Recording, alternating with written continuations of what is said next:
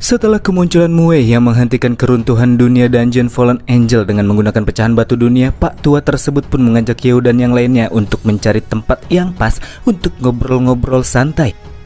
Namun sebelum mereka semua pergi dari sana, Yeo izin sebentar karena terdapat sesuatu yang harus ia lakukan dan itu tidak boleh sampai terlewatkan. Tak lain dan tak bukan, itu adalah mengambil drop-drop item yang berasal dari si bos dungeon alias Serap. Setelah berhasil membunuh bos di dungeon ini, didapatkanlah 666 juta uang dan 666 angka juta poin XP. Angkanya keramat betul. Selanjutnya ada sebuah resep untuk membuat potion dewa Almighty dan Omniscient. Bahan yang diperlukan untuk membuatnya ialah Fruit of Wisdom, Light of Wisdom, Fragment of True Knowledge, Prophet Spiritual Blood. Lalu ada Light of Wisdom yang merupakan salah satu bahan untuk membuat potion dewa. Jadi untuk sekarang Yeo sudah punya Fruit of Wisdom yang sebelumnya didapatkan dari dungeon tempat Kiki tinggal, dan Light of Wisdom sedangkan sisanya masih belum diketahui. Forbidden Book of Truth. Buku tebal ini sebenarnya merupakan sebuah equipment yang digunakan oleh Serap, berisikan simbol dan bahasa yang sulit untuk bisa difahami. Namun setelah bisa menguasainya, seseorang bisa memperoleh skill pasif seperti mengubah 50% serangan sihir menjadi serangan fisik, serta memprediksi masa depan. Memang masih belum bisa digunakan untuk sekarang, namun Yeo merasa begitu antusias, terlebih lagi dengan efek skill untuk bisa memprediksi masa depan yang dimiliki oleh buku tersebut. Selanjutnya ada Energy Essence. Benda yang satu ini bisa digunakan ketika suatu kondisi tertentu telah dipenuhi dan masih belum diketahui apakah kegunaannya. Setelah berhasil mengalahkan musuh besar para Fallen Angel yakni Seraph of Light, Yeo sekarang mendapatkan gelar Raja Malaikat Semu. Berikut dengan progres menjadi Raja Malaikatnya yang kini mentok di angka 99%. Setelah mendapatkan gelar Raja Malaikat Semu, sekarang Yeo memiliki otoritas untuk bisa mengendalikan para Angel yang berada satu tingkat di bawahnya. Sistem juga berkata jika dungeon ini hanyalah misi awal baginya untuk bisa menjadi Raja Malaikat. Petunjuk terkait dengan hal ini juga tidak tersedia, memaksa Yeo untuk mencarinya seorang diri. Dan ya, tentu saja fakta ini membuat Bang MC dibuat kaget. Benar-benar tidak disangka karena sebelumnya Yeo beranggapan jika ia bisa mendapatkan akun Raja Malaikat dengan mudah setelah menuntaskan misi di tempat ini. Tapi ternyata mendapatkan Raja Malaikat yang sesungguhnya itu tidaklah mudah. Dari semua drop item yang Yeo dapatkan, ia bertanya kepada Mue sebenarnya apakah kegunaan dari Energy Essence yang detailnya tidak terlalu disebutkan. Mue pun memberitahukan untuk mengaktifkan benda tersebut Yeo harus memasukkan energi malaikat ke dalamnya. Tanpa berlama-lama Yeo pun melakukan apa yang dikatakan oleh Mue, menyuntikkan energi malaikat dari artefak suntikannya ke dalam Energy Essence. Dan tak lama berselang benda tersebut pun mulai terlihat aktif, mengalami reaksi di mana kekuatan cahaya malaikat yang dimasukkan mulai membentuk suatu wujud kehidupan yang baru. Dan voila, sampai akhirnya muncullah sosok angel kecil yang akan menjadi familiar baru Yeo sebagai kontraktornya. Dia bernama Mini Serap. Yeo bertanya sebenarnya siapakah nama asli dari angel Mini tersebut. Namun sayangnya si angel tidak bisa mengingat siapakah namanya. Sepertinya sebagian besar ingatan miliknya telah hilang. Jika terkait dengan nama yang bisa dia ingat olehnya hanyalah nama Yeo dan Mue. Itulah mengapa di sini si angel beranggapan kalau kontraktornya ini bernama Yeo, pasti nama si angel Mini ini adalah Mue. Tidak, pastinya namanya bukanlah Mue, balas Yeo. Bersama dengan itu Yeo juga meminta informasi dari beberapa hal yang masih ada di dalam ingatan si Angel Mini. Ia di sini menjelaskan bahwa dia sebenarnya merupakan Serap, lebih tepatnya anggota terakhir dari ras Jester yang masih tersisa dan berubah menjadi Serap. Dari sisa ingatan yang ia miliki juga didapati bahwa jiwa milik Serap Mini sebelumnya hampir hilang terserap oleh kekuatan besar yang kita ketahui milik Sailuva. Namun sebelum benar-benar menghilang, Sailuva sebelumnya sempat mengalami serangan mental yang parah dan memberikan si Angel Mini kesempatan untuk berpisah dari jiwa Sailuva. Mue di sini bertanya sebenarnya dari manakah asal serangan mental yang Angel Mini tersebut sebutkan. Dan tentu saja serangan mental tersebut berasal dari gemerlap bintang-bintang seperti kekuatan yang berasal dari alam semesta yang sudah jelas pelakunya adalah Yeo. Jika memang benar itu merupakan serangan mental, sebelumnya Yeo memang benar secara samar-samar merasakan sesuatu aneh yang tidak bisa ia jelaskan ketika menggunakan kemampuan penguasa bintang. Seakan-akan terdapat suatu kekuatan yang tersembunyi di dalamnya, namun itu tidak terlalu ia perhatikan. Apakah ini ada kaitannya dengan si dewa kuno yang sempat terlihat? Karena masih belum jelas, kita lanjut dulu. Karena tubuh Angel Mini masih lemah untuk sekarang, ia pun meminta izin untuk tidur dulu di dalam Energy Essence. Di sini Yeo masih belum terlalu paham kenapa Serap bisa berubah menjadi seukuran mini seperti ini.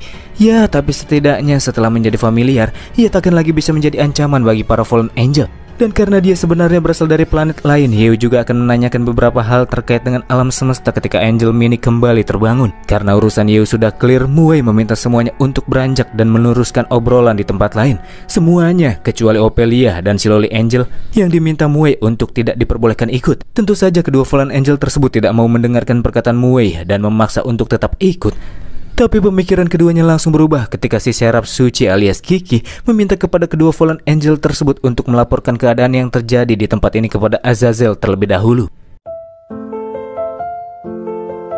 Masih berlokasi di sekitar Angel City, lebih tepatnya di sebuah kapel tua atau tempat peribadatan yang sering digunakan oleh para Angel. Ini merupakan sebuah tempat yang sudah lama ditinggalkan. Xiao Chen bertanya kenapa Muei malah membawa mereka semua ke tempat ini. Muei pun langsung menyuruh Xiao Chen untuk tidak terlalu banyak bertanya, padahal Pak Tua tersebut saja masih belum mengatakan apa-apa. Sial sekali Pak Tua bau ini, sikapnya masih sama seperti dahulu, kata Xiao Chen, tapi di dalam hatinya. Di hadapan mereka semua kini terdapat sebuah patung, dan di sini Muei bertanya kepada semua orang apakah pendapat mereka semua setelah melihatnya.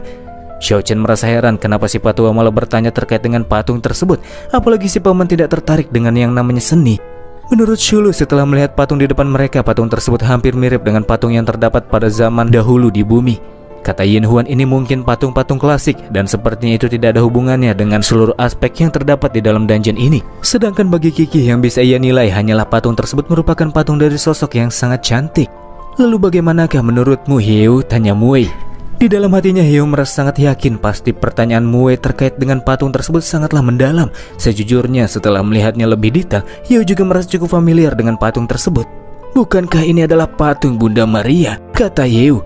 Dari ucapan Hyo, Xiao Chen memiliki sedikit kesan tentang Bunda Maria. Dia mengingat bahwa beliau merupakan sosok perwakilan suatu agama yang berasal dari bumi di masa lalu, dan banyak legenda tentang dirinya yang berkaitan erat dengan para Angel. Dan ya, Hyo pun membenarkannya. Tapi Hyo masih tidak begitu mengerti kenapa patung tersebut berada di tempat ini. Padahal seharusnya menurut tingkatan Angel yang terdapat di dalam dungeon, tingkatannya tidak terlalu tinggi karena hanya memiliki sepasang sayap saja. Tapi itu malah diabadikan di tempat yang sentral, tempat di mana lebih banyak Angel yang memiliki lebih dari sepasang sayap. Itu semua tidak mengherankan, kata Muei yang memberitahukan jika orang yang sudah membuat patung tersebut bukanlah para Angel, melainkan manusia. Sebuah kalimat yang langsung membuat Xiao Chen kembali membuat beberapa pertanyaan. Sebenarnya apa maksud dari pertanyaan Muei? Sebenarnya apa maksud dari perkataan Muei? Apa yang sudah Pak Tua tersebut temukan di sini? Lalu apakah tujuannya datang ke tempat ini? Mendapatkan bombardir pertanyaan, Muei pun langsung menyuruh Xiao Chen untuk mempelajari situasi lebih dahulu sebelum bertanya, berpikiran seperti Yeo ketika sedang merumuskan sebuah masalah. Di dalam pikirnya, Yeo merasa jika Muei benar-benar orang yang sangat ketat kepada muridnya sendiri. Pantas saja setelah berpisah dengan si Pak Tua, Xiao Chen lebih memilih untuk hidup sambil bersenang-senang dan bersantai-santai. Dan kemudian dijelaskanlah oleh Muei, ketika Pak Tua tersebut masuk ke dalam dunia dungeon Fallen Angel, ia bisa menyadari jika ada sesuatu yang tidak beres di tempat ini. Terlalu banyak pelanggaran untuk sebuah aturan dalam suatu dungeon, mulai dari latar belakang musuh serta pengaturan level bagi para penantang, menjadikan dungeon ini benar-benar berbeda bila dibandingkan dengan yang lainnya. Sama seperti halnya patung yang terdapat di dalam kapel ini. Padahal jelas patung tersebut hanyalah Angel dengan dua sayap, namun ia menempati posisi paling sentral dan disembah oleh semua Angel yang tinggal di dalam Angel City. Dan bahkan sama sekali tidak ada yang pernah mempertanyakan terkait dengan hal itu.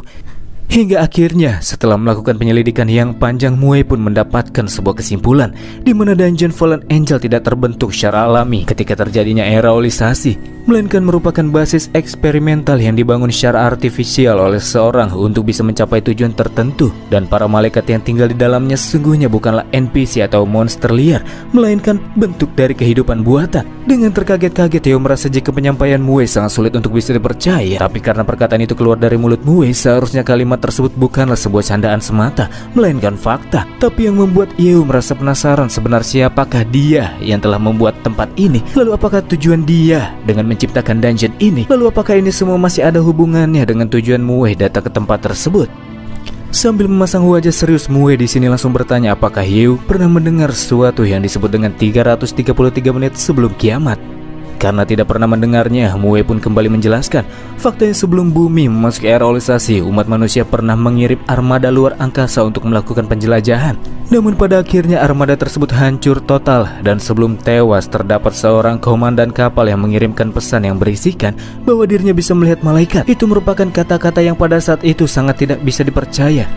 Dan setelah mengatakannya, komunikasi di antara sang komandan kapal dengan pihak bumi pun mengalami gangguan bising selama 333 menit dan kemudian terputus tanpa peringatan apapun. Sebab di saat itulah bumi mulai memasuki era olisasi.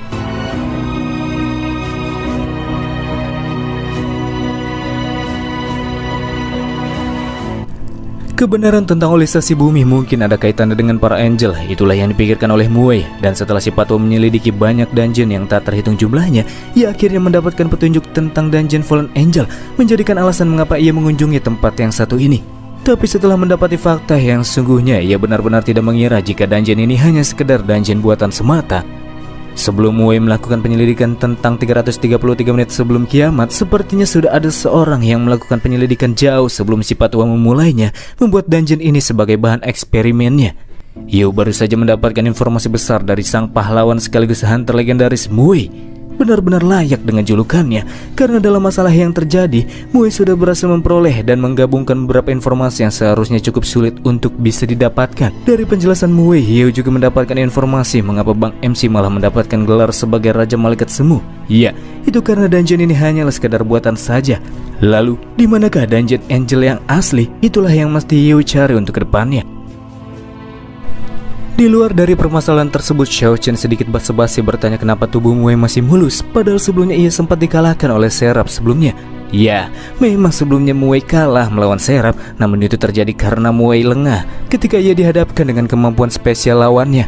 Dan karena pada saat itu Serap sudah tak lagi bisa berbuat apa-apa kepada Muei, Patwa ini dijebloskan ke dalam tempat terdalam di Angel City. Dan justru itu malah menjadi sebuah keuntungan bagi Muei. Penjara terdalam yang terdapat di Angel City merupakan tempat suci yang hanya bisa dimasuki oleh sedikit orang saja. Tempat tersebut juga menjadi lokasi penempatan pecahan batu dunia, sehingga ia bisa mendapatkannya tanpa harus mencarinya dengan susah payah. Namun tetap saja, sama seperti dungeon buatan ini, batu dunia yang ia dapatkan sebenarnya cuma batu palsu yang sengaja diciptakan menyerupai aslinya. Yu pun bertanya, lalu apakah benda yang sebelumnya digunakan oleh Muei untuk menghentikan keruntuhan dungeon? Dan ternyata yang digunakan oleh Muei sebelumnya merupakan batu dunia miliknya pribadi. Sementara batu dunia palsu yang ia dapatkan sudah tak lagi menyimpan kekuatan. Nampaknya kekuatannya sudah habis ketika digunakan untuk membuat dungeon buatan ini. Sangat ironi bila Muei melihat para angel yang tidak tahu apa-apa setelah mereka dijatuhkan ke alam bawah dan berubah menjadi Fallen Angel. Mereka tetap ingin mendapatkan tanah suci mereka kembali dengan merebutnya. Padahal nyatanya para Fallen Angel sendiri tercipta dari sebuah batu. Itu merupakan sebuah fakta yang tak pernah mereka ketahui. Dan dari sinilah Kiki sadar jika inilah alasan mengapa sebelumnya Muei tidak memperbolehkan Ophelia dan si Loli Angel ikut. Sebab beberapa kebenaran itu terlalu kejam dan lebih baik seorang yang bersangkutan tidak boleh sampai mengetahuinya. Dimulai dari batu dunia serta 333 menit sebelum kiamat yang baru saja Muei sebutkan. Yu beranggapan apakah mungkin ini semua masih berkaitan dengan sekumpulan orang atau sekte yang berusaha untuk mengulang kembali dunia dari awal. Anggapan Yu ternyata sama seperti Muei, dan kemungkinan orang-orang di balik ini semua berasal dari wilayah utara. Di arah lain, Shulu berkata memang di bagian bumi utara juga terdapat zona aman, namun orang-orang dari tempat tersebut jarang sekali terdengar. Grup Hanwo sendiri sebelum-sebelumnya sempat mengirimkan beberapa orang untuk melakukan penyelidikan menuju wilayah utara demi mengumpulkan informasi, tapi mereka semua gagal, sehingga zona aman barat daya sama sekali tidak memiliki informasi tentang mereka. Namun berbeda dengan Muei yang sudah selama beberapa dekade melakukan perjalanan ke seluruh daratan, dan dia sudah pernah sekali memasuki wilayah utara. Zona tersebut merupakan area tanah beku yang tertutup oleh angin dan salju sepanjang tahun, sebuah area yang dikelilingi oleh pegunungan sehingga mereka terisolasi dari dunia luar. Mereka semua percaya pada dewi bernama Freya, memerintah negara dengan agama, dan menganggap zona aman lainnya sebagai tempat tinggal orang-orang sesat. Mereka juga memiliki sebuah tujuan besar, yaitu memerintah seluruh benua dengan kepercayaan kepada dewi yang mereka anut. Orang dari zona utara juga dikenal sebagai rekonstruksionis yang sangat gigih. Sedikit mengingatkan kepada teman-teman jika di dunia pasca bencana ini terdapat dua tipe orang yang memiliki tujuan besar, yakni mereka yang berusaha untuk merekonstruksi atau membangun kembali dunia yang sudah hancur, dan mereka yang ingin merestart atau mengulang kembali dunia dari awal, seperti para sekte sesat pemuja dewa kuno. Dari ingatan Xiao Chen, Pak Tua Muei sendiri merupakan orang yang memilih jalan untuk merekonstruksi dunia. Dan sekarang setelah bertemu dengan Yu, Xiao Chen percaya bahwa Yu akan menjadi orang yang bisa mewujudkan cita-cita Muei yang satu itu. Membangun ulang dunia ya? Aku sudah lama melupakan hal itu. kata Mue. Sebuah kalimat yang benar-benar tidak bisa dipercaya oleh Xiao Chen, karena kalimat Mue barusan menunjukkan jika ia kini sudah menyerah akan impian yang selama ini sudah Pak Tua tersebut kejar. Mue selanjutnya mengungkapkan mengapa ia telah lama melupakan impiannya. Setelah melakukan penjelajahan, Pak Tua tersebut akhirnya mengetahui jika dunia ini ternyata lebih besar dari apa yang ia bisa bayangkan, dan kekuatan suatu individu pada akhirnya akan mencapai batasnya, sama seperti Mue yang sekarang sudah sangat uzur. Dan sekarang yang cuma ia inginkan adalah mengetahui kebenaran dari dunia ini. Xiao Chen langsung terdiam ketika Mue mengungkapkan keinginannya. Bila Yeo mengingat perkataan Pak Kepala Sekolah sebelumnya itu sangat bertentangan dengan keadaan saat itu. Kata Pak Kepsek, Mue ini merupakan orang dengan tujuan mengulang kembali dunia. Sedangkan menurut Xiao Chen, Mue ini punya tujuan untuk melakukan rekonstruksi. Dan sekarang Mue malah menjadi orang yang tidak mengejar kedua hal tersebut. Jelas Mue sudah berubah pikiran ketika berpisah dengan Xiao Chen. Untuk mencairkan suasana yang terasa canggung, Yeo tertawa dan mengalihkan topik pembicaraan. Yeo bertanya kenapa Mue tidak menjadi Fallen Angel seperti yang lainnya. Untuk mengetahuinya, Mue menyuruh Yeo untuk memasukkan Pak Tua tersebut ke dalam party. Dan tanpa berlama-lama, Yeo pun langsung melakukannya. Di saat itulah semua orang kaget karena tiba-tiba sayap Fallen Angel yang terdapat di punggung mereka semua menghilang. Lingkaran cahaya di atas kepala mereka juga menghilang, menunjukkan jika identitas mereka sebagai Fallen Angel kini sudah terangkat sepenuhnya.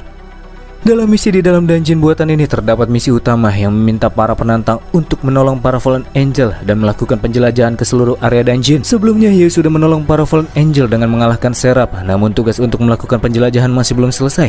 Dan karena misi tersebut dihitung dalam sebuah party, setelah Mue bergabung, kedua misi yang ditugaskan sekarang sudah rampung. Dan ya, benar, sebagai petualang pro, Mue sebelumnya sudah melakukan penjelajahan ke seluruh bagian sudut dungeon ini. Hunter legendaris memang benar-benar nggak ada lawan kalau soal melakukan hal-hal seperti ini, pikir Yeo. Di sini Yeo meminta Mue untuk bergabung ke zona barat daya yang sekarang sudah mengalami perkembangan pesat. Yeo membutuhkan si Pak Tua untuk mendapatkan bimbingannya.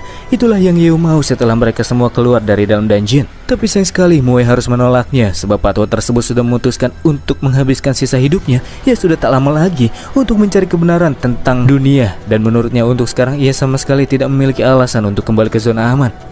Dan baginya sekarang adalah waktunya untuk pergi. Bersama dengan itu Mue menggunakan sebuah belati menebas udara dan muncullah sebuah robekan ruang dimensi. Benda yang ia gunakan saat itu merupakan artefak canggih bernama pisau pemecah dimensi, membuatnya bisa dengan bebas melakukan perjalanan ke seluruh dungeon di tanah manapun.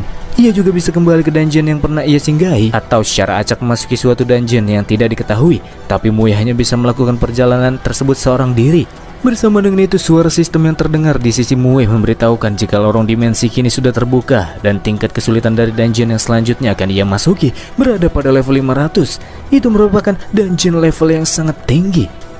Di sini Mue meminta kepada semua orang untuk tidak perlu khawatir sebab dia juga memiliki artefak canggih lainnya. Sebuah artefak yang bisa secara otomatis menyinkronkan levelnya dengan level dungeon yang akan ia jamahi. Dengan kata lain, berapapun level dari suatu dungeon itu akan tetap sama bagi dirinya. Artefak canggih miliknya ini bernama Cincin Raja Kesetaraan. Berkat itu ia dapat menjelajahi dungeon level berapapun. Namun artefak tersebut hanya berguna di dalam dungeon, sedangkan di luar dungeon Cincin Raja Kesetaraan sama sekali tidak berguna. Pantas saja sebelumnya ketika Yeo mencoba mendeteksi Mue, sistem mengatakan jika level Mue terlalu tinggi untuk bisa dideteksi. Latar belakang Pak Tua ini benar-benar tidak biasa memang. Sebelum ia benar-benar pergi, Yeo memiliki sebuah pertanyaan terakhir, yaitu apakah hubungan Mue dengan Muyu? Bila mendengar Yeo yang menyebutkan nama Muyu dengan begitu santainya, Mue merasa akan-akan Yeo ini seperti orang yang begitu mengenalnya. Yeo pun membalas, bagaimana jadinya jika dia menjawab memang ia kenal? Itu sangat menarik menurut Mue, tapi sayang sekali dalam pertemuan kali ini tidak ada waktu untuk membahasnya. Mungkin itu akan menjadi obrolan pada pertemuan mereka selanjutnya, karena sekarang Mue harus ciao dulu. Dan kemudian Pak Tua tersebut pun menghilang begitu saja. Xiao Chen merasa agak jengkel karena si Pak Tua pergi begitu saja tanpa mengucapkan salam perpisahan. Ya, setidaknya untuk sekarang sudah dipastikan kalau Mue masih dalam keadaan sehat. Yeo yakin terdapat banyak kesempatan bagi mereka untuk bisa kembali bertemu dengan Pak Tua tersebut. Nangis sambil mengusap air mata, Xiao Chen berkata kalau dia tidak mengkhawatirkan Pak Tua bau tersebut kok. Iya, cup. Singkat cerita, para Fallen Angel yang selama ini dipaksa tinggal di alam bawah akhirnya mendapatkan tanah sucinya kembali. Status mereka sebagai Fallen Angel juga kini sudah terangkat. Azazel bersama dengan orang-orang yang terlihat menundukkan kepalanya di hadapan Yeo. Dan mulai dari hari ini, ia meminta agar Yeo menjadi sosok raja yang baru, sedangkan Kiki menjadi ratunya. Aku ratumu, hehe, kata Kiki dengan wajah merona. Yeo sadar jika wanita tersebut pasti sekarang sedang memikirkan sesuatu yang aneh-aneh nih. Setelah Mue pergi, batu dunia palsu berubah menjadi kunci dungeon. Meskipun tempat ini hanya sekedar dungeon buatan, nampaknya tetap terpengaruh oleh sedikit kekuatan olisasi. Sama halnya dengan titel Raja Malaikat Semu yang kini Yeo peroleh. Mana tahu di masa depan si Raja Malaikat Semu akan berubah menjadi Raja Malaikat yang sesungguhnya. Sebagai Raja baru, Yeo memberikan tugas awal kepada para Fallen Angel untuk kembali membangun Angel City, menjadikannya kota yang layak untuk bisa dihuni seperti di masa lalu. Tapi di saat itulah Yeo mendapatkan sebuah panggilan mendadak dari Moke-er yang melaporkan jika situasi yang terjadi sekarang benar-benar gawat darurat karena pihak mereka mendapatkan serangan dari zona timur. Belum sempat melaporkan detail dari kejadian tersebut, tiba-tiba panggilan video pun terputus. Gila sekali, benar-benar tidak dikasih istirahat MC yang satu ini. Nampaknya akan terjadi pertarungan besar antar kedua zona aman. Untuk mengetahuinya kita akan beralih menuju zona aman barat daya pertama, atau tepatnya di markas utama grup Hanmo beberapa jam sebelum Moke-er menghubungi Yeo. Di sana Mozun bersama dengan kedua anaknya sedang melakukan pertemuan dengan Nona Hua yang kita tahu Nona Kacamata tersebut merupakan salah satu eksekutif zona timur yang bekerja sama dengan Yeo. Sama halnya dengan kedatangannya kali ini, Mozun merasa sangat yakin jika wanita tersebut pasti datang karena memiliki niatan tertentu, dan itu masih berkaitan dengan seputar bisnis. Dan ya, Nona Hua pun membenarkannya karena niatannya sudah terbaca. Di sini wanita tersebut tidak akan bertele-tele lagi dan akan langsung memberitahukan tujuan datang ke sana.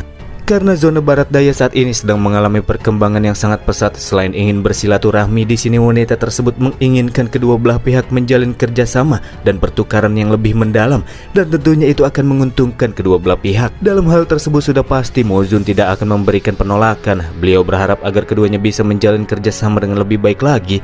Namun terdapat satu hal yang membuat Mozun merasa sangat resah, yakni keberadaan beberapa satelit yang baru-baru ini diluncurkan oleh zona timur. Satelit tersebut merupakan ancaman yang cukup besar bagi keberlangsungan zona barat daya. Untuk menghilangkan keresahan si pimpinan grup Hanmo, Nona Hua meminta agar Mozun tenang-tenang saja, karena faktanya permintaan Victor si pembuat satelit yang menginginkan agar zona timur mengincar Yeo telah ditolak pada rapat para petinggi sebelumnya, sehingga kemungkinan besar dalam waktu-waktu dekat ini Victor takkan berani mengambil tindakan, dan situasi dipastikan oleh si Nona akan tenang dalam beberapa waktu ke depan. Mendengar hal itu, Moki merasa sangat gembira karena Victor sekarang sedang tidak bisa melakukan apa-apa.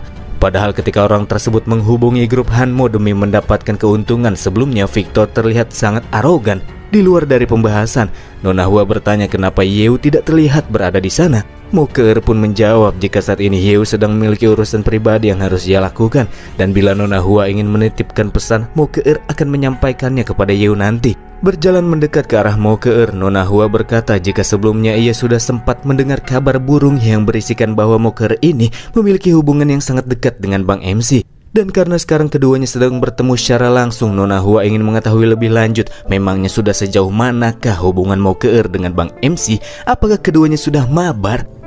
Obrolan di antara mereka pun terus berlanjut tanpa sadar jika saat ini Victor sedang memantau pergerakan mereka melalui satelit pemantau. Dari sini Victor mengetahui jika salah satu eksekutif zona timur ternyata sudah menjalin kerjasama dan mengambil manfaat dari zona barat daya. Namun ia tidak terlalu peduli dengan fakta tersebut. Yang lebih ia pedulikan ialah situasi railgun yang tengah dirinya persiapkan. Kata staf dari ruang pemantauan, untuk saat ini persiapan tembakan railgun telah mencapai angka 50%. Setelah mengetahuinya, Victor meminta kepada si staf untuk segera menembakkan railgun dengan alasan kalau mereka harus menguji seberapa besarkah kekuatan yang dimiliki oleh benda tersebut, melepaskan tembakan menuju target yang sudah ditetapkan. Tentu saja perkataan Victor membuat si staf merasa kebingungan, padahal sebelumnya para eksekutif sudah setuju untuk tidak membuat masalah kepada Yeo dalam waktu-waktu dekat ini. Victor sebelumnya juga sudah diomelin sama direktur zona timur, jadi bila dia tetap melakukan serangan, maka selanjutnya Victor akan kembali mendapatkan cercaan dari para eksekutif karena ia malah kembali membuat masalah. Dengan santai Victor berkata memang dalam rapat sebelumnya ia tidak diperbolehkan untuk membuat masalah lagi, tapi itu hanya untuk Yeo secara pribadi, namun tidak dengan wilayah zona aman barat daya. Tetap saja itu merupakan tindakan radikal, kata si staf yang tidak setuju dengan permintaan Victor.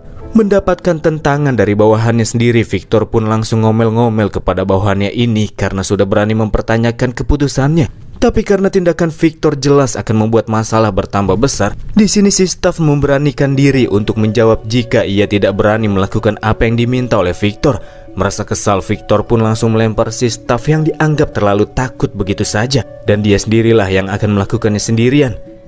Padahal Victor saat ini sangat ingin melenyapkan Yeo, namun karena Bang MC sedang tidak berada di zona aman, maka ia akan terlebih dahulu memusnahkan wilayahnya, membuat banyak korban yang berjatuhan terlebih lagi kepada para petinggi zona barat daya seperti Mozun, Moki, dan Mokeer. Dan dalam rencana penyerangan yang akan segera dijalankan, Victor juga akan mendapatkan bantuan dari sosok yang ia panggil dengan Black. Sosok berjubah yang menutup separuh wajahnya dengan menggunakan topeng. Si Black ini merupakan pria berlevel 280 yang berasal dari tim Black Legion. Black yang sangat percaya diri meminta Victor agar tidak terlalu khawatir dalam penyerangan kali ini, sebab ia takkan melakukan kesalahan yang sama seperti apa yang dilakukan oleh kelompok pembunuh yang sebelumnya dikirim oleh Victor. Dan dalam penyerangan tersebut, Black akan dikerahkan untuk melakukan serangan darat. Setelah melakukan persiapan, Victor kemudian mengaktifkan tembakan railgun, di mana sebuah tembakan besar akan segera dilepaskan menuju zona barat daya pertama dalam hitung mundur waktu 10 detik. Hitung mundur pun terjadi, dan serangan lanjutan yang direncanakan oleh Victor sama sekali tidak diketahui oleh zona barat daya. Sebuah serangan yang akan menghancurkan banyak orang-orang yang tak bersalah, seperti warga sipil yang tak tahu apa-apa yang di malam itu sedang melakukan aktivitas harian mereka, seperti orang-orang yang sedang berada di tengah kemacetan dalam perjalanan pulang setelah bekerja seharian. Serta anak-anak yang sedang bermain pun sama sekali tidak mengetahui jika mereka sedang dijadikan target sasaran pembunuhan. Tepat ketika Mozun dan Nona Hua mencapai kesepakatan dalam kerjasama yang mereka bentuk, di saat itulah Victor di tempat lain menunjukkan wajah jahat sambil berkata, "Mati." Sebab hitung mundur telah selesai dan energi dari railgun kini sudah selesai terisi. Sebuah tembakan yang tertargetkan langsung ke arah zona barat daya pertama. Tembakan railgun dari atas langit yang disebut dengan Hermes pun terlepas dengan kecepatan tinggi menuju zona barat daya. Sebuah serangan cepat mendadak berskala besar yang datang dan menutupi pandangan mata semua orang yang melihatnya itu pun kemudian mendarat, menciptakan ledakan besar di area pusat kota dan terus merambat ke sekitarnya. Orang-orang biasa sudah pasti takkan mungkin bisa menghindar dari serangan skala besar yang muncul seperti ini. Efek dari ledakan besar yang terjadi bahkan bisa disaksikan secara langsung oleh si Jambul yang padahal kini sedang berada jauh di luar zona aman. Bersama dengan itu, Kanki dan Pak Tua Reyes membagikan kabar gawat. Kanki memberitahukan bahwa saat ini sejumlah besar pasukan musuh bersenjata lengkap sudah muncul di area zona barat daya kedua. Mereka bergerak dengan sangat terorganisir, mengerahkan serangan darat dan serangan udara. Namun angkatan udara milik musuh kini sudah melewati zona barat daya kedua dan saat ini sedang bergerak langsung menuju zona pertama. Sementara Patua Reyes memberitahukan jika sekarang sistem pertahanan di zona aman pertama mati karena terkena efek dari ledakan serangan musuh. Jelas ini merupakan serangan yang terencana dengan sangat baik. Jambul meminta Pak Tua Reyes untuk mencari cara memperbaiki sistem pertahanan secepat mungkin, sedangkan Kanki diminta untuk mengirim seseorang dan menghubungi markas pusat. Jambul ingin mengetahui kabar terkait dengan orang-orang penting yang tinggal di zona barat daya pertama. Apakah mereka baik-baik saja ataukah tidak?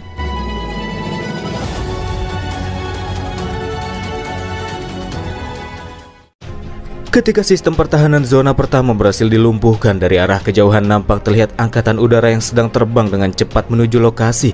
Mereka semua diperintahkan oleh Victor untuk segera menduduki wilayah zona aman tersebut dan menghabisi semua orang yang mereka lihat tanpa pandang bulu. Mereka benar-benar tidak berkeprimanusiaan. Memang benar-benar mereka ini. Karena dalam perang mereka juga ikut melibatkan warga sipil. Zona aman kedua sendiri diserahkan oleh para pasukan darat yang sudah tiba di sana. Itulah mengapa angkatan udara seperti mereka bisa dengan tenang menyerang zona pertama.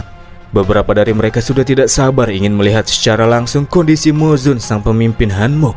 Jika beliau masih hidup, maka mereka bisa menghabisinya secara pribadi hanya demi mendapatkan pujian dari Victor. Mereka juga berharap kalau Moker masih hidup, karena orang-orang rendahan seperti mereka ini sangat ingin bermain-main dengan si Nona, melakukan bang-bang. Namun sebelum bisa melakukannya, beberapa dari angkatan udara terlebih dahulu bang ketika mereka menerima serangan tebasan jarak jauh yang dilepaskan oleh kedua Mogong Jiwang Chuan bersama dengan anggotanya yang masih selamat dari ledakan yang menyebabkan sekitar area berubah menjadi reruntuhan. Jiwang Chuan benar-benar tidak menyangka kalau zona timur melakukan serangan segila seperti ini. Sementara mereka akan menghancurkan pasukan udara musuh, Wan Hao di sini diminta oleh ketua Ji untuk segera pergi menyelamatkan Moker dan yang lainnya. Dan pertarungan di garis depan zona pertama pun terus berlanjut. Sementara itu, Wan Hao yang mendapatkan titik koordinat para petinggi mengangkat sebuah reruntuhan besar yang telah menimpa mereka. Dan nasib baik karena mereka semua masih selamat berkat bantuan Nona Hua yang sempat mengaktifkan artefak pertahanan. Jika respon si Nona terlambat sedikit saja, sudah pasti mereka juga akan menjadi korban dari serangan besar tersebut. Setelah mengeluarkan orang-orang penting dari reruntuhan, di sini Muzun bertanya terkait dengan siapakah dalang yang telah melakukan hal segila ini. Lalu bagaimanakah dengan situasi saat itu? Wan Hao memberikan laporan bahwa markas utama kini sudah hancur total, sedangkan dampak kerusakan di sekitar kota masih belum jelas, dan musuhnya bisa dipastikan berasal dari zona timur, dan sekarang tim Mogong sedang bertarung di garis depan melawan mereka. Dari semua orang yang ada di zona timur, Nona Hua sangat yakin jika ini semua pasti merupakan ulah Victor. Si Nona merasa jika ia sudah benar-benar meremehkan Victor yang nyatanya masih berani membuat masalah dan melakukan hal segila ini dengan menciptakan senjata penghancur yang sama sekali tidak pernah terpikirkan. Nampaknya ia tidak akan berhenti melakukan serangan sebelum berhasil menghabisi seluruh eksekutif zona barat daya seperti Mozun dan juga yang lainnya. Di samping itu, Nona Mo juga baru mendapatkan kabar dari Kanki yang melaporkan bahwa saat ini serangan darat sedang ditahan oleh zona aman kedua, namun serangan udara berhasil menembusnya. Ini merupakan situasi yang sangat buruk karena bisa saja musuh kembali melepaskan serangan dari langit. Dalam perkara tersebut, Nona Mo Keur juga sudah menghubungi Yeu, jadi sekarang yang perlu mereka lakukan ialah bertahan sebisa mungkin sampai Yeu kembali. Sayang sekali, tapi kau tidak memiliki kesempatan untuk menunggunya, kata Black yang tiba-tiba muncul dan menikam Mo Keur sampai tembus dari belakang. Setelah melancarkan serangan gerilya yang membuat Mo Keur tak sadarkan diri, Black langsung mundur beberapa langkah ke belakang untuk mempersiapkan serangan lanjutan di saat semua orang masih belum siap. Situasi juga semakin bertambah buruk ketika mulai bermunculan Black lainnya berlevel 280 yang melakukan kepungan. Harapan untuk bisa menang dalam situasi tersebut sangat kecil karena saat ini yang bisa bertarung hanyalah Wan Hao saja. Kelompok penyerang yang misterius juga sangat aneh karena selain memiliki level yang sama, mereka juga memiliki nama yang serupa. Namun sebelum situasi semakin bertambah rumit, di saat itulah dari arah udara terlepaskan rentetan tembakan yang tertargetkan kepada para Black. Serangan dari udara tersebut seketika membuyarkan formasi pengepungan lawan yang kali ini dipaksa untuk menghindari setiap tembakan yang datang ke arah mereka. Rentetan tembakan yang muncul sendiri berasal dari sebuah pesawat yang tidak lain tidak bukan itu dikendarai oleh Bang MC yang akhir kini sudah tiba di TKP. Sambil marah-marah, Yeo berkata kalau dia takkan pernah memaafkan orang-orang yang telah menyebabkan zona aman barat daya dibuat hancur seperti ini. Serangan tak pandang bulu tidak berperasaan karena telah memakan banyak korban yang seharusnya tidak terlibat. Memandang ke arah pesawat yang datang, dua sosok Black tidak mengira jika mereka akan dipertemukan secara langsung dengan orang yang dianggap menjadi ancaman besar bagi zona timur. Orang yang selalu dirumorkan sebagai sosok yang menjadi fondasi kekuatan saat ini bagi wilayah zona barat daya. Tapi mereka tidak takut dan justru ini merupakan momen yang pas untuk bisa mengetahui lebih lanjut tentang seberapa kuatkah Yeo ini. Memulai serangan, dua Black menggunakan cambuk dengan kekuatan petir untuk mengacaukan laju pesawat yang saat itu sedang terbang cukup rendah di udara. Tapi sangat aneh karena sebelum cambuk-cambuk tersebut berhasil menjerat pesawat, tiba-tiba saja pesawatnya lenyap dan berubah menjadi api gelap menuju ke arah para Black. Dengan pergerakan yang cukup cepat dalam serangan balik yang terjadi, keduanya bisa dengan cukup mudah menghindari serangan api gelap tersebut. Tapi ternyata itu cuma sebagai pengalian saja. Karena ketika keduanya menghindar, Yeo yang mengaktifkan akun Raja Qian menggunakan lengan Demonic Flame untuk mencokot kedua wajah orang tersebut dan kemudian meremukannya tanpa ampun. Serangan dari Yeo juga masih belum berhenti sampai di situ saja. Sambil mempersiapkan sebuah tinju berlapiskan kekuatan api gelap, Yeo di sini meminta Wan Hao untuk segera membawa yang lainnya menuju tempat yang aman. Dan karena semua fokus Black kini sedang teralihkan kepada Yeo sepenuhnya, Wan Hao dan yang lainnya pun berhasil mendapatkan kesempatan kabur dari formasi pengepungan lawan. Prioritas utama dalam situasi saat ini menurut Wan Hao ialah menyelamatkan Nona Mo Keur. Jadi dia akan membawa Mo Keur menuju ruang perawatan sementara musuh di tempat tersebut akan diserahkan kepada Yeo.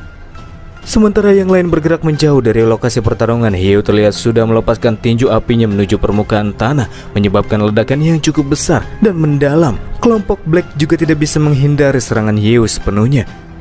Pijakan yang jadi tempat di mana Yeo mendaratkan tinju apinya terlihat berubah menjadi lubang berbentuk wajan. Kekuatan ledakan yang baru saja Yeo tunjukkan ia rasa seharusnya sudah cukup untuk membunuh sosok petarung yang kuat. Tapi sepertinya pertarungan masih belum selesai sepenuhnya karena para Black ternyata masih hidup. Walaupun health mereka tinggal 1-2% saja, para Black ini terlihat masih bisa berdiri dengan tegas. Para Black lebih mirip seperti doppelganger menurut Yeo karena setiap dari mereka memiliki informasi yang sama persis. Karena merasa penasaran, di sini Yeo bertanya sebenarnya makhluk seperti apakah Black ini, karena jelas mereka semua bukan hanya sekedar doppelganger biasa. Salah seorang perwakilan dari para Black kemudian berkata bahwa mereka semua merupakan satu kesatuan yang disebut dengan Black Legion, di mana Black Legion ini selalu mencari tempat pemakaman untuk bisa dimakamkan dengan baik. Ia juga bertanya apakah Yeo bisa memberikan kematian yang sebenarnya kepada mereka semua. Sambil mengaktifkan Lord of the Star, Yeo berkata bahwa dirinya merasa heran sekaligus tertarik dengan Black Legion karena sangat berbeda dengan musuh-musuh yang selama ini Yeo kenal. Banyak dari mereka yang menyebut diri sebagai sosok abadi, tapi Black Legion ini malah minta diantar ke pemakaman. Ya, entah apapun tujuan musuh, Yeo di sini akan memenuhi permintaan musuhnya. Dan cerot, tanpa berlama-lama Yeo langsung menembus tubuh salah seorang Black dengan menggunakan sebilah pedang, mengirimnya menuju akhirat sesuai dengan permintaan yang diajukan. Rasa sakit ini begitu nyata dan mendalam. Sudah lama aku tidak merasakannya.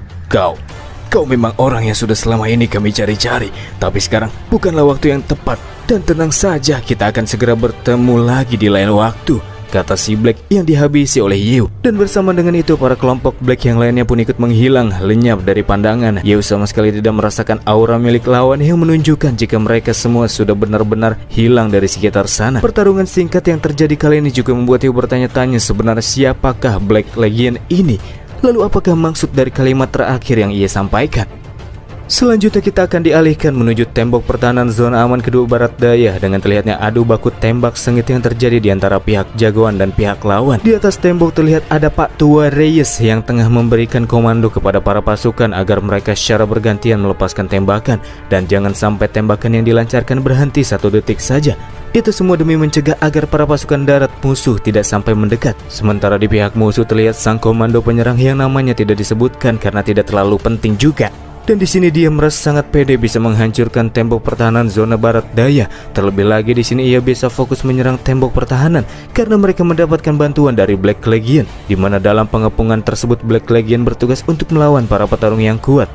Para petarung kuat yang dimaksudkan di sini ialah Xiao Chen, Xiulu, Yin Huan, dan Kiki yang harus disibukkan oleh kelompok Black Legion. Di tengah-tengah pertarungan, Xiao Chen berkata jika dia sedikit mengenal mereka yang disebut dengan Black Legion ini. Mereka dikatakan sebagai salah satu kartu traf yang dimiliki oleh zona timur. Sekumpulan orang aneh yang ketika bertarung mereka tak memiliki emosi seperti sedang bertarung dengan mayat. Kekuatan mereka juga sama-sama kuat. Dan setelah sebentar membenturkan serangan, Kiki bisa merasakan meskipun musuh sangat datar, tapi mereka memiliki kebencian yang sangat besar jauh di dalam diri mereka. Ya, apapun bentuk musuh yang sekarang sedang dihadapi, bagi Yin Huan satu hal yang pasti, di mana mereka harus bertarung sekuat hati sebab Yeo sudah mempercayakan keamanan di tempat ini kepada mereka. Jadi mereka tidak boleh sampai kalah. Tak berselang lama di tengah-tengah pertarungan, tiba-tiba Black Legion yang sedang dihadapi oleh tim Yeo pun menghilang begitu saja. Xiao Chen yakin pasti Yeo yang sudah melakukannya. Dan sepertinya pertarungan di tempat tersebut juga akan segera berakhir, karena dari udara nampak terlihat kilauan cahaya yang mendekat dengan cepat. Hal itu tidak disadari oleh ketua komando pasukan darat yang masih sibuk kebingungan karena tiba-tiba Black Legion malah memilih untuk mundur dari pertarungan. Niat hati ingin memberikan laporan kepada Victor, tapi sebelum sempat melakukannya, mobil tank yang dikendarai oleh pria tersebut hancur terkena serangan tubrukan api gelap dari atas udara yang mendarat di tengah-tengah pasukan musuh, menghempaskan sebagian kendaraan lawan. Dan dia, itulah Yeo yang baru saja tiba dan tanpa berlama-lama berniat untuk menghabisi musuh dalam waktu yang singkat. Yeo mengangkat satu tangannya mempersiapkan serangan berskala besar. Berikut dengan terlihatnya api gelap yang perlahan mulai terbentuk di udara. Setelah kekuatannya terkumpul, Yeo selanjutnya melepaskan gelombang api gelap ke sekelilingnya. Gelombang api yang tercipta sama sekali tak melewatkan satupun musuh atau menyisakan musuh yang di sini harus terbakar tanpa sisa bersama dengan kendaraan-kendaraan yang mereka gunakan. Bang Yeo kembali menunjukkan betapa superiornya dia sebagai MC. Dia bisa dengan mudahnya melebas musuh hanya dengan satu kali gerakan saja. Ya mau gimana lagi? Selain MC, Yeo ini kan sebenarnya raja terakhir di cerita ini, teman-teman. Kalau raja terakhir kita mati, cerita pun tamat. Ya semoga saja nanti ada yang bisa ngalahin si raja terakhir ini, teman-teman. Loh, kok gitu sih bang? Setelah berakhirnya pertempuran, Yin Huan mendekati Yeo untuk menanyakan situasi saat ini. Ia bertanya apakah zona pertama dalam keadaan aman, sebab Yeo dengan cepat langsung beralih ke tempat ini. Seketika Yin Huan pun dibuat terkejut karena nyatanya selain zona aman kini mengalami kerusakan parah, ada satu hal lain lagi yang begitu mengkhawatirkan, yaitu kondisi Mo Ke-er. Kita beralih ke sebuah ruang tempat di mana Nona Mo mendapatkan perawatan. Di dalam inkubator, si Nona terlihat dalam kondisi memejamkan matanya. Tanda-tanda kehidupannya juga sudah tak lagi terasa, menunjukkan apabila dia kini sudah tiada. Setelah menjalankan berbagai macam metode penanganan seperti halnya memberikan potion pemulihan tingkat tinggi sekalipun, hingga saat ini sang dokter masih belum bisa membuat Moke terbangun. Memang sangat disayangkan, tapi Pak Dokter harus mengatakan bahwa Moke kini sudah tak lagi bisa terselamatkan. Sebagai sosok ayah yang penyayang, kematian seorang anak pastinya menjadi sebuah pukulan yang sangat telak bagi Mozun. Sambil menatap ke arah Moke, Yin Huan yang di sini harus melihat kematian sang nona tak lagi bisa berkata apa-apa. Ia baru saja kehilangan sosok nona yang selama ini sangat ia hormati. Keduanya juga memiliki cukup banyak histori karena sudah kenal dari masa kanak-kanak. Di sisinya Yeo merasa jika ini semua salahnya, sebab ketika Yeo pergi mencari Mue, dia malah meremehkan tingkat kegilaan orang-orang dari zona timur yang sangat berani melakukan serangan besar seperti ini. Sementara Mozun depresi dan hampir tak kuat berdiri dengan benar, Moki berkata jika ini semua bukan kesalahan Yeo.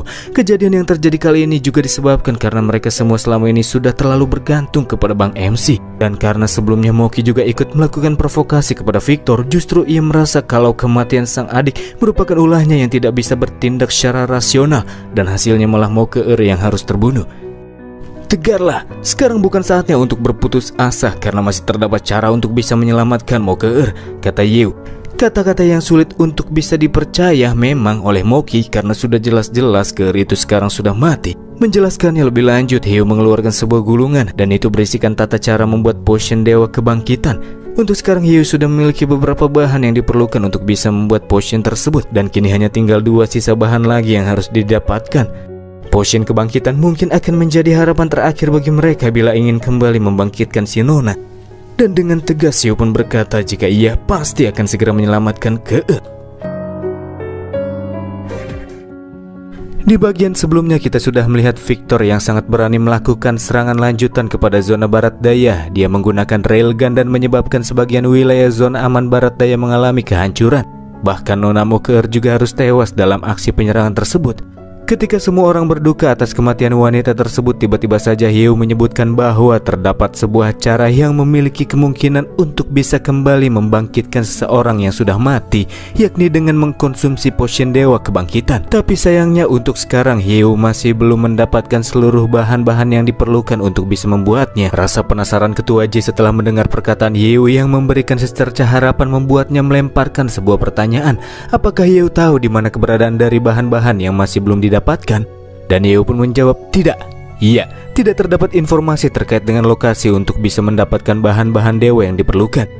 Bila melihat dari database yang selama ini sudah dikumpulkan oleh Hanmo, Pak Tua Reyes juga tidak bisa menemukan informasi yang relevan dengan lokasi dari bahan tingkat dewa ini. Bila mereka mulai melakukan pencarian di suatu dungeon yang jumlahnya cukup banyak sekalipun, itu sama halnya seperti mencari jarum di dalam tumpukan jerami. Selain itu terdapat juga kemungkinan kalau bahan dewa tersebut tidak ada di dalam dungeon manapun, melainkan di luar dungeon. Jadi melakukan pencarian tanpa memiliki informasi malah hanya akan membuang-buang waktu bagi mereka. Di tengah-tengah pembicaraan tiba-tiba saja muncul cahaya-cahaya keemasan yang berasal dari si serap mini yang keluar dengan sendirinya.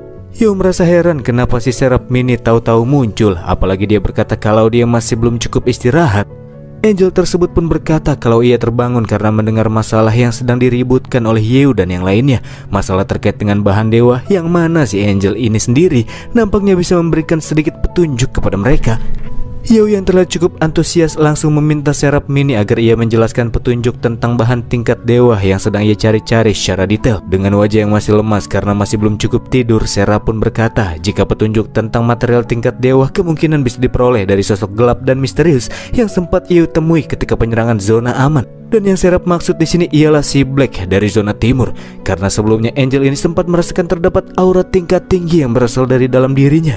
Bila dipikir-pikir mungkin si Black ini merupakan suatu keberadaan spesial. Dia seperti sosok super yang abadi, kata Serap dengan begitu bersemangat. Petunjuk yang diberikan oleh Serap kayak si Angel lagi ngomong asal-asalan. Apa si Serap di sini cuma lagi bercanda, kata Yeo. Sambil menggembungkan pipi dan memalingkan wajah dari Bang MC, Serap Mini yang merasa jengkel berkata kalau dia ini sedang serius setelah dunia memasuki realisasi kematian menjadi sebuah keadaan yang khusus. Karena mereka yang mati masih bisa dibangkitkan dengan menggunakan potion tingkat dewa. Ya, meskipun untuk bisa membuat itu sangat sulit sih, apalagi mengumpulkan material yang diperlukan untuk membuatnya yang jadi tantangan tersendiri. Namun menurut Serap seharusnya selain menggunakan potion tingkat dewa, pasti masih ada cara lain lagi yang bisa digunakan untuk membangkitkan seseorang yang sudah dianggap mati. Wow, Pernyataan yang disebutkan oleh Serap baru pertama kalinya Yeo dengar. Tapi jika memang ada cara lain, apakah Serap mengetahuinya? Tanya Yeo. Dan jawabannya ialah tidak. Serap saat itu hanya merasakan firasat samar akan hal ini. Setelah memberikan beberapa petunjuk yang kurang jelas, Serap kemudian izin kembali ke inti energi. Kekuatannya masih belum cukup untuk bisa bertahan lama, jadi dia akan kembali beristirahat. Yeo sedikit kesal karena Serap Mini tahu-tahu malah kabur di tengah-tengah penjelasan yang masih belum selesai. Sementara itu di arah lain, Moki bertanya apakah yang baru saja dikatakan oleh Serap Mini merupakan sebuah kebenaran. Memang kemampuan Serap Mini masih terbilang sangat terbatas. Namun karena ia mewarisi kemampuan dari Serap of 100 Wisdom, seharusnya kata-kata Serap Mini ini bisa dipercaya. Itulah yang Yeo yakini untuk sekarang. Dengan memanfaatkan pengetahuan yang dimiliki oleh Serap Mini yang berperan sebagai sosok pemandu, kini rencana untuk bisa menyelamatkan Nona Mokeer memiliki peluang yang lebih besar daripada sebelumnya. Tak sia-sia Yeo bisa memperoleh familiar tersebut. Anjing-anjing Hanmo yang sedang berduka sedang berkumpul di sini. Aku kira kalian sudah kabur melarikan diri ke dalam hutan belantara. Itulah yang dikatakan oleh Victor yang tiba-tiba video call dan merasa jika kemenangan kini sudah berada di depan matanya. Victor yang begitu angkuh dan arogan pun mulai memprovokasi Moki, mengatakan jika Victor sudah membantu Moki menghabisi saudara perempuannya. Karena sebelumnya Victor tahu kalau Moki sempat berselisih dengan si adik demi mendapatkan hak waris keluarga. Jadi sekarang karena Mokeer sudah mati, Moki harus berterima kasih kepada Victor. Sebelum Moki mengeluarkan bacot skillnya, Yeo langsung meminta pria tersebut tenang dan jangan sampai termakan oleh bacotan lawan. Sambil memasang wajah jahat, Victor menyampaikan jika kehadiran di sana bukan karena ia ingin ngobrol-ngobrol santai, melainkan untuk memberikan peringatan. Karena dalam 5 menit ke depan, satelit miliknya akan segera melepaskan tembakan kedua. Dan kali ini ia akan melepaskan tembakan dengan kekuatan sebesar 100% dari yang sebelumnya cuma 50%. Serangan yang akan segera mengubah zona aman barat daya menjadi abu dalam sekejap. Akan tetapi, Victor akan memberikan keringanan. Dia akan membebaskan yang lainnya untuk bisa pergi asalkan Yeo bersedia untuk menyerahkan diri serta nyawanya kepada Victor. Menukar beberapa nyawa dengan satu nyawa seharusnya menjadi pertukaran yang menguntungkan, kata Victor mah. Mimpi, kata Mozun yang kembali bangkit sehabis larut dalam dukanya karena kematian sang anak. Mozun takkan pernah setuju melakukan pertukaran seperti yang diinginkan oleh Victor. Wilayah zona aman barat daya sudah melalui masa-masa kritis bersama dengan Yeo, dan selanjutnya mereka juga akan terus bersama Yeo sampai akhir.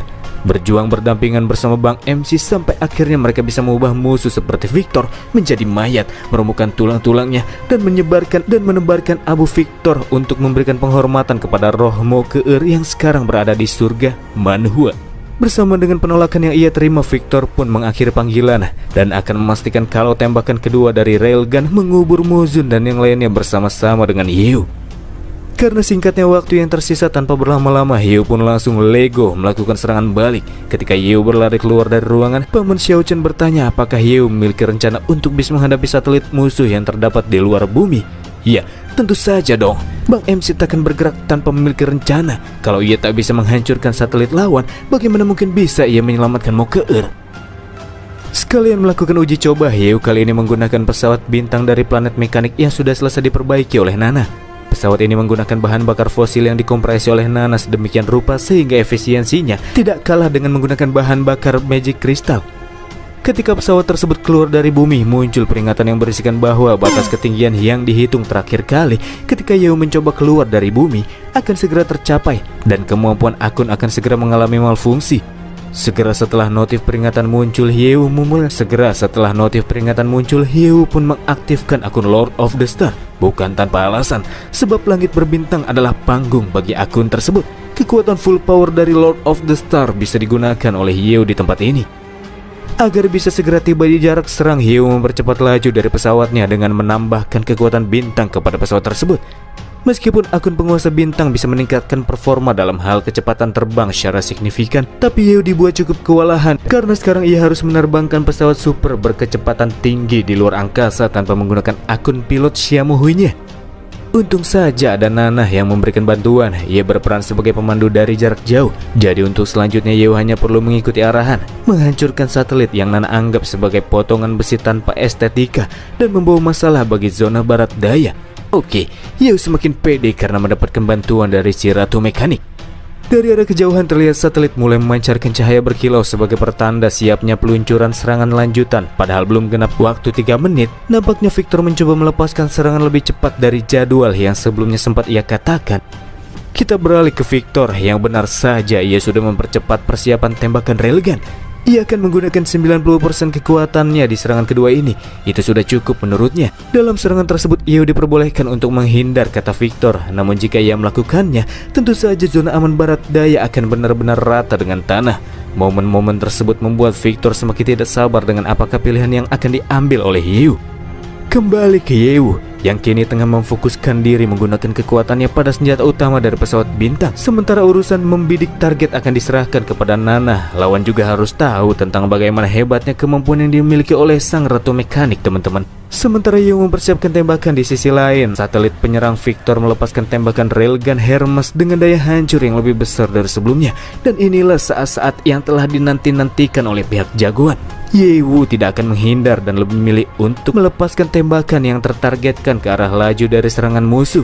Ya, tembakan meriam cahaya dari Yeu saling berbenturan dengan tembakan railgun Hermes. Layaknya Kamehameha, di mana pada momen inilah kekuatan putaran analog dari tiap player saling diadu.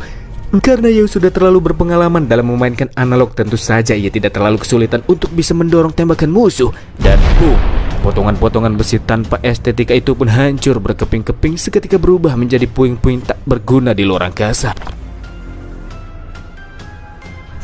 Bagaimana bisa?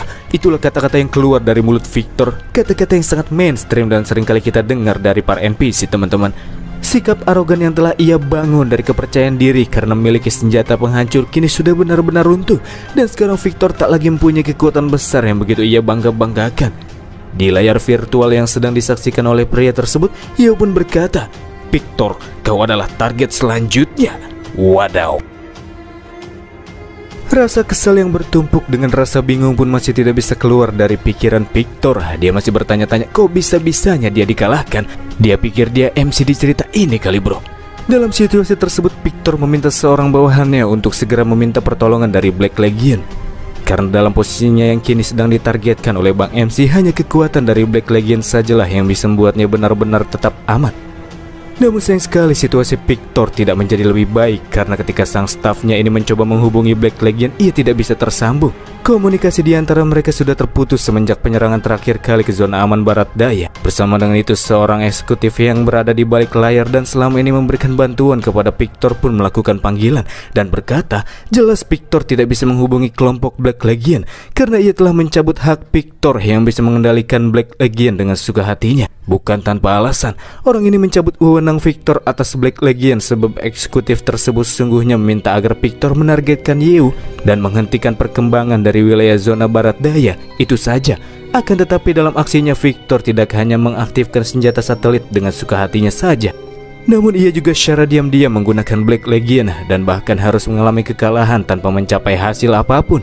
Ia telah menimbulkan kerugian yang sangat besar karena sudah membuang-buang senjata yang sangat berharga. Di sini Victor benar-benar tidak bisa menerimanya, padahal ia sudah menjalankan instruksi yang diminta oleh sang eksekutif. Tapi sekarang dia dengan terang-terangan melakukan panggilan dengan tujuan untuk membuang Victor layaknya pakaian yang sudah tak lagi dirasa berharga. Selanjutnya, bersama dengan panggilan yang terputus, tiba-tiba listrik di dalam ruangan pun padam seluruhnya, membuat staf-staf yang bekerja di bawah perintah Victor mulai dilanda kepanikan dan bertanya-tanya tentang apakah yang harus mereka lakukan untuk selanjutnya. Kepanikan pun mulai menjadi-jadi ketika ruangan yang sebelumnya aman seketika mulai bergetar dan bergemuruh. Markas mereka seakan-akan seperti sedang dihantam oleh meriam yang ganas. Mereka juga sama sekali tidak bisa mengetahui apakah yang sebenarnya terjadi di sana mengingat listrik telah padam, jadi CCTV pun tidak lagi bisa digunakan. Goncangan yang terjadi di dalam ruangan memaksa seluruh staf sebisa mungkin menghindari langit-langit yang terlihat mulai mengalami keruntuhan. Sedangkan Victor yang berada di posisi paling depan menyuruh mereka semua agar tidak perlu merasa panik, serta meminta mereka untuk bersiap-siap menghadapi pertarungan yang tak lagi bisa terhindarkan. Setelah keluar dari ruangan perlengkapan, Victor dan semua orang-orangnya terlihat sudah mengenakan seragam tempur.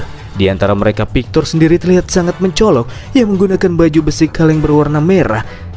Dan di saat yang sama muncul pula sosok yang sudah membuat markas Victor berguncang dengan begitu hebat. Dan iya, Siapa lagi orangnya kalau bukan Babang Yeu, coy. Ia tidak mengira jika gelombang elektromagnetik yang selama ini melindungi markas Victor tiba-tiba menghilang. Jika melihat dari situasi yang terjadi, Yeu yakin pasti Victor sudah dibuang. Dia seperti anjing yang terlantar, kata Yeu yang balikin ejekan Victor sebelumnya.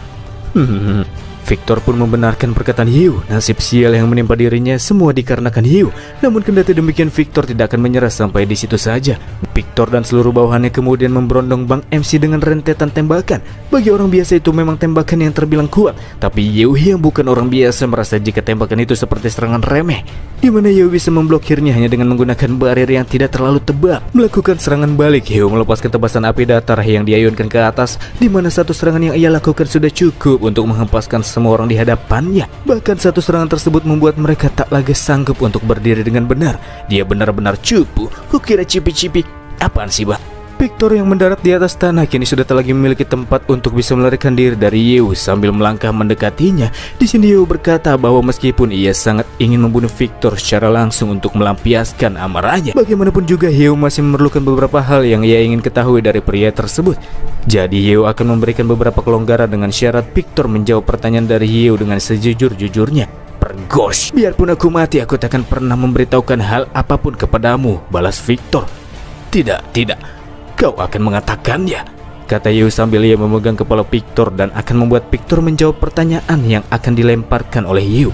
Meskipun jauh di dalam hatinya ia tak akan mau membuka mulut, tapi beda lagi ceritanya ketika Yeu menggunakan skill yang cukup lama sudah tidak ia gunakan, yaitu intracranial resonance. Yeu mengacaukan gelombang otak lawan agar musuh mau menuruti perintahnya, atau gampangnya si teknik hipnotis. Pertanyaan pertama Yeu kepada Victor ialah, dari manakah asal muasal si Black? Victor yang sudah sepenuhnya berada di bawah kendali Yeu pun mulai menjelaskan bahwa informasi tentang kelompok Black Legion itu menjadi rahasia top tier tingkat SSS yang berada di bawah yuridiksi Departemen Sains kuno. Sedangkan Victor yang merupakan ketua Departemen Teknik hanya sedikit tahu mengenai Black Legion. Dan apa yang ia tahu mungkin sama sekali tidak bisa menjawab pertanyaan yang diminta oleh Yeu. Dan sebelum Victor menjelaskan lebih lanjut segala hal yang ia tahu tentang zona timur, tiba-tiba saja kabut hitam tebal keluar dari dalam mulut pria tua tersebut, mengagetkan Yeu yang langsung mundur beberapa langkah ke belakang. Kabut hitam yang keluar dari mulutnya seketika membuat Victor terbunuh, dan tentu saja Yeu merasakan sesuatu yang cukup familiar. Iya, kabut yang sebelumnya berbentuk abstrak mulai membentuk suatu perwujudan, dan itu adalah lawan yang sebelumnya Yeu hadapi, sosok misterius yang bernama Black. Tapi sosok Black yang kali ini Yeu saksikan bukanlah Black yang sebenarnya, karena di sini ia mengakui bahwa dia merupakan orang yang sedang mengendalikan perwujudan Black. Selain mengendalikan Black, Yeu juga bertanya apakah sosok tersebut jugalah yang selama ini telah memanipulasi Victor dari balik layar. Karena Yeu terlihat berada dalam mode siaga, sosok tersebut pun meminta Yeu untuk tidak perlu merasa khawatir, karena kehadirannya di tempat tersebut bukanlah untuk ngajakin baku hantam, melainkan ingin membicarakan perjanjian berdamai. Ci, setelah melakukan semua ini kau masih ingin berdamai, kata Yeu. Sosok tersebut pun kemudian memberikan pengertian. Ia menjelaskan jika semua kejadian yang telah menimpa zona barat daya itu sepenuhnya merupakan akibat dari tindakan sewenang-wenang Victor pribadi. Ia juga sangat menyesal karena insiden tersebut sudah membuat Nona Mokeer kehilangan nyawanya, dan sekarang seharusnya semuanya sudah selesai karena pelaku penyerangan sudah sepenuhnya diadili. Dan bukan hanya itu saja, sosok ini juga berjanji akan memberikan kompensasi dan bantuan logistik kepada zona aman barat daya. Maka dari itulah ia berharap agar Yeu menghentikan penyerangannya sampai di titik ini saja. Ya sudah pasti Yeu tidak akan mempercayai perkataan lawan begitu saja. Yeu yakin pasti terdapat alasan mengapa Victor dihabisi. Ya, itu semua dilakukan agar segala rencana yang dimiliki oleh zona timur yang tidak berhubungan baik dengan zona barat daya malah terbongkar.